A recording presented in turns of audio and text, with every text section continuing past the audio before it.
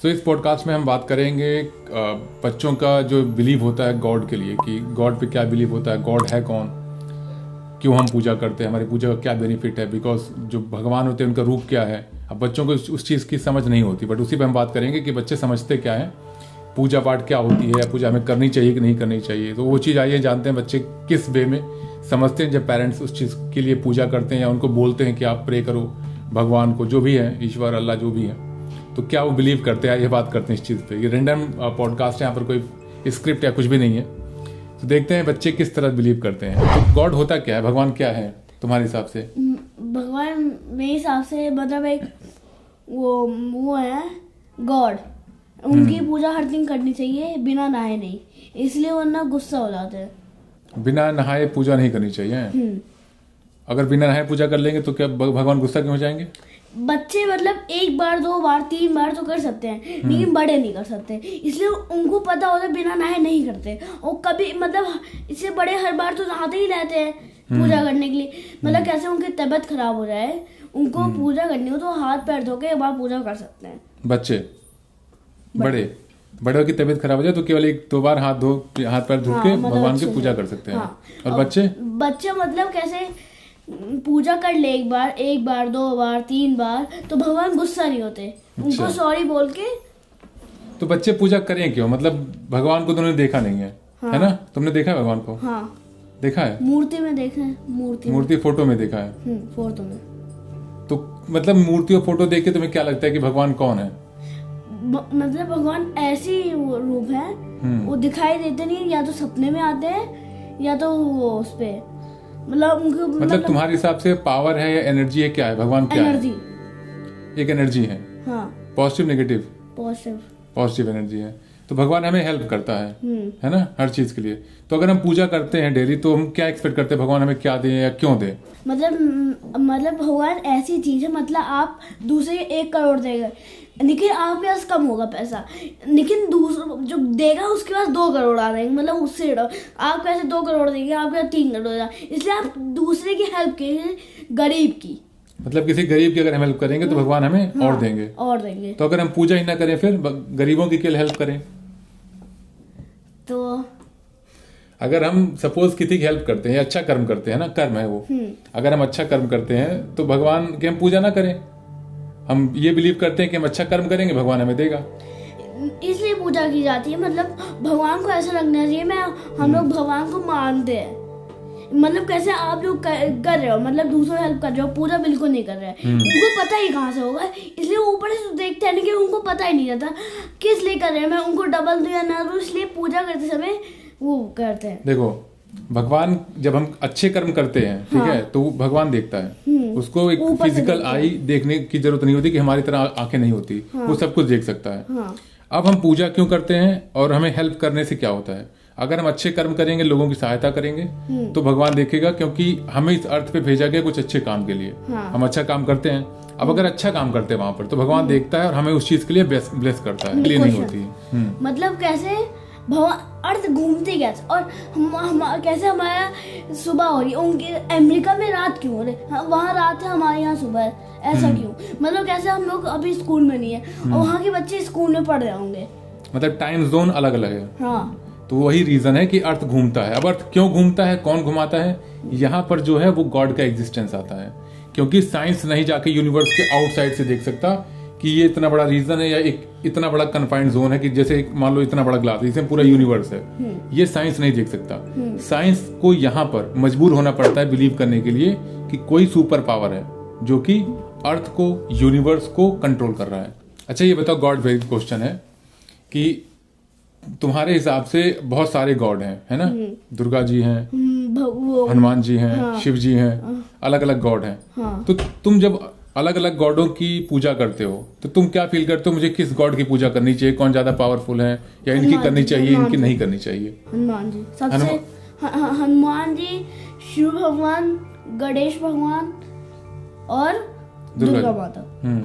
मुझे उन सब में सबसे अच्छे वही लगते हैं। कौन? सारे भगवान में।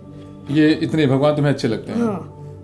अच्छा, मतलब मुझे लगता है उनके पास पावर ज्यादा है सबसे। नहीं, ऐसा नहीं है, सारे गॉड के पास सब पावर है, ये गॉड के अलग अलग रूप हैं। है सारे लोग। अब देखो एग्जांपल मैं बताता हूँ, जैसे गणेश जी हैं, दुर्गा जी हैं, शिव जी हैं, ये जितने भी हैं, ये सारे इन सब का एग्जिस्टेंस या जो पावर है सुपर, वो एक अलग है। मतलब वो सब चाहे जिसकी भी पूजा करोगे, तुम्हारी प्रेयर जो है वो एक सुपर पावर के पास जाएगी, एक जो सुप्रीम गॉड है इनके थ्रू।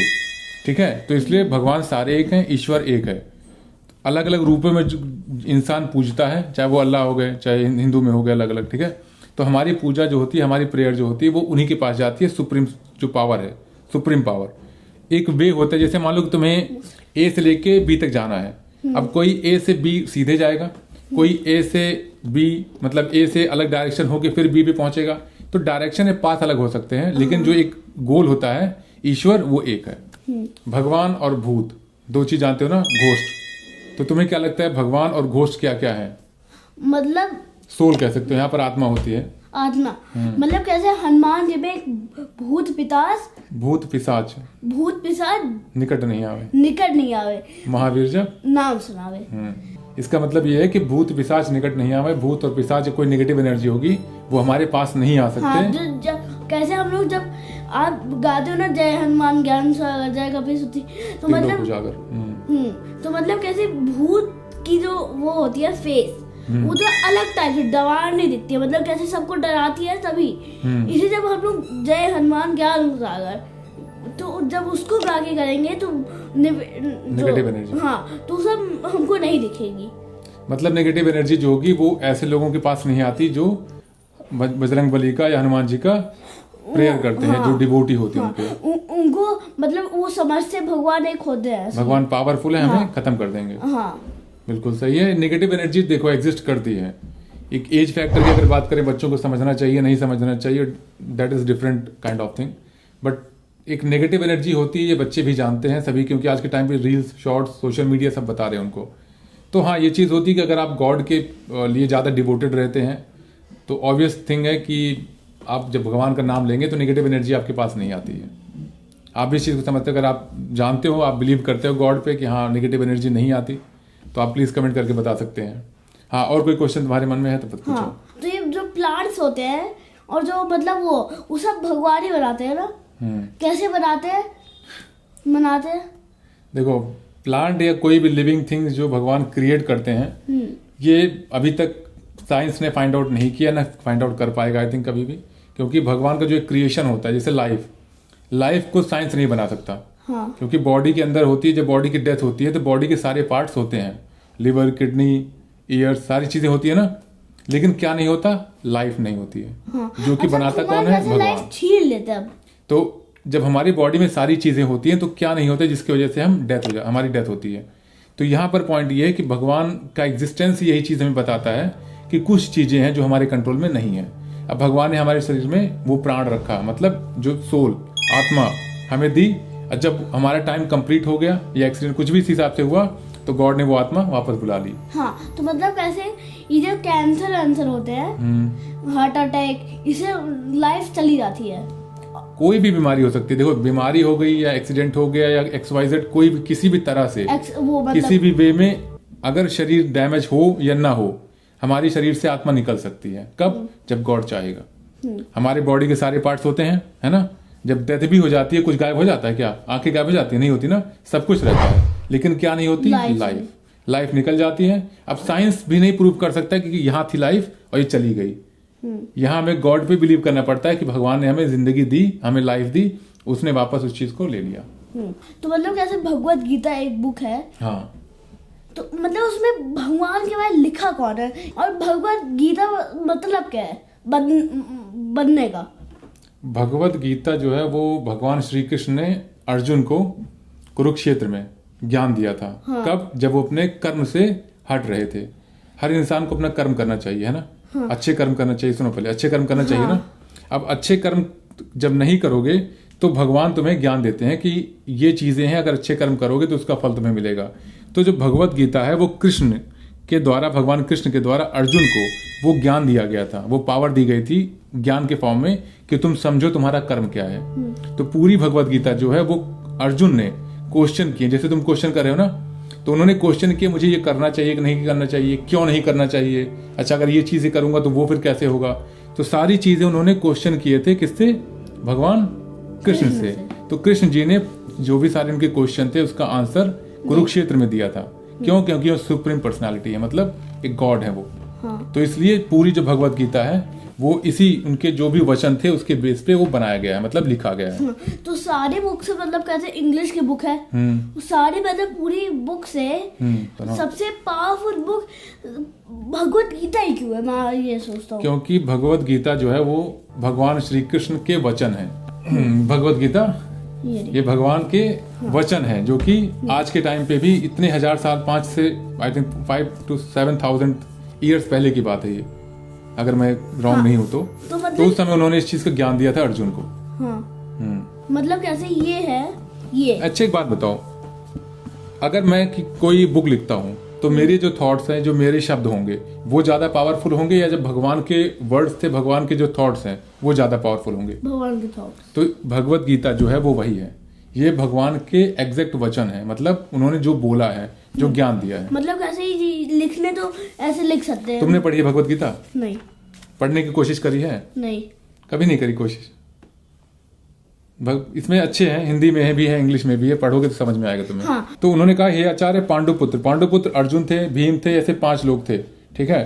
तो उन्होंने देखा कि कुरुक्षेत्र में सेना खड़ी है और दुर्योधन जो है वो ऑब्जर्वेशन कर रहा है पूरी सेना का। क्यों? क्योंकि दुर्योधन के पास सेना की पावर ज्यादा थी, बड़े बड़े योद्धा थे उसके पास। हाँ। और जो पांडव थे उनके पास कौन थे? भगवान श्री कृष्ण।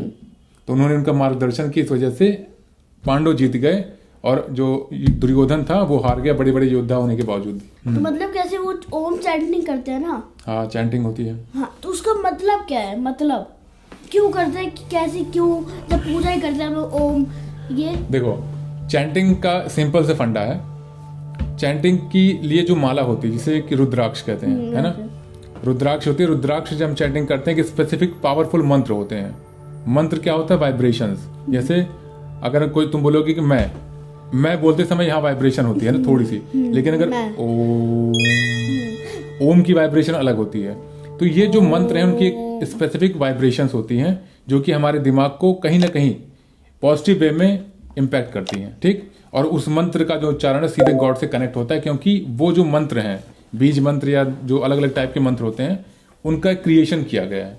तो आज हम इसको क्लोज करते हैं, क्योंकि काफ़ी टफ होता है इस चीज़ का आंसर कर पाना कि गॉड ने कैसे क्रिएट किया लाइफ को, भगवत गीता क्या है। हम आप समझ सकते हैं, पर बच्चों को समझा पाना थोड़ा मुश्किल है। तो ये है चीज़ें। अब लाइफ कैसे क्रिएट हुई इसको समझने के लिए हमें बायोलॉजी में भी जाना पड़ेगा, चूँकि एक साइंटिफिक प्रूफ है। बट हाँ, अगर जैसे कि मैंने अभी बात की कि लाइफ हमारे बॉडी में है, बट साइंस इस चीज़ को प्रूव नहीं कर सकता। साइंस को किसी चीज़ को प्रूव करने के लिए उसे फिजिकल आई से दिखना जरूरी है, देखना जरूरी है, या फील करना है। लाइफ फील नहीं की जा सकती। हमारी बॉडी में जो एक सोल है, जो एक कह सकते हो आप प्राण है, वो एक एनर्जी है जो कि निकल गई, खत्म। This is the proof of God. मतलब साइंस ऐसी नहीं है किसी भी चीज को पता कर सकती है, लेकिन गॉड को क्यों पता कर सकती? साइंस एक्सप्लोर कर रही है, ठीक। साइंस एक्सप्लोर कर रही है, इसका मतलब है कि साइंस उन चीजों को फाइंड आउट कर चुकी है जो कि ऑलरेडी थी, वो केवल उसे रिसर्च कर रही है। वो रिसर्च कर रही है, मतलब सर्च एक अलग चीज हो गई, रिसर्च मतलब ऑलरेडी जो एग्जिस्टेड है उसे फाइंड आउट करती है। साइंस ने अभी तक ऐसा कुछ भी फाइंड आउट नहीं किया जो कि ऑलरेडी हमारे जो वेद में, पुराण में, इन चीजों में नहीं थे। वो सारी चीजें तब भी थी, अब भी हैं। जब पुराने जो वेदों में लिखा गया है कि अर्थ गोल थी, ठीक है, जो अर्थ है वो गोल है। साइंस को बहुत टाइम बाद पता लगा कि अर्थ गोल है। तो साइंस को बहुत टाइम बाद पता लगा। हम टेलीफोन है, पहले के टाइम पे जो ऋषि या महर्षि होते थे वो आंखें बंद करके ही किसी से कन्वर्सेशन कर सकते थे, बिना किसी तार के, बिना किसी टेलीफोन की, कुछ नहीं। क्यों? क्योंकि उनके ब्रेन में वो सुपर पावर थी। अब के टाइम पे क्या हमें वायर या फोन की जरूरत पड़ती है कि हमने कॉल किया, कॉल से सैटेलाइट पे जाता है या जो भी उसका टावर है वहां से कनेक्ट होता है दूसरे पे। तो ये चीजें जो है अब फाइंड आउट हो रही हैं, मतलब एक्सप्लोर की जा रही हैं, बट ऑलरेडी पास्ट में थी, जो कि हम कह लो लॉस्ट कर चुके हैं या फिर कहीं खो गई है। को हम अब क्लोज करते हैं क्योंकि बहुत लंबा पॉडकास्ट हो जाएगा। मिलते हैं अगले एपिसोड में, देखते हैं कोई एक नया टॉपिक। आज का पॉडकास्ट हम यहाँ पर क्लोज करते हैं।